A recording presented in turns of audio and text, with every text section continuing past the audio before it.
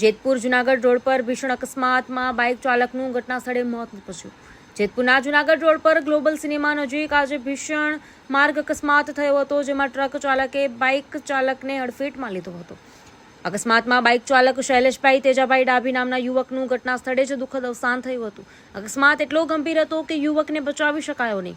મૃતદેહને વધુ કાર્યવાહી માટે જેતપુરની સરકારી હોસ્પિટલ ખાતે પોસ્ટમોર્ટમ માટે ખસેડવામાં આવ્યો છે। ઘટનાની જાણ થતાં જેતપુર પોલીસ સ્થળ પર પહોંચી વધુ તપાસ હાથ ધરી છે। Bureau report Rakesh Pithadiya, Jetpur.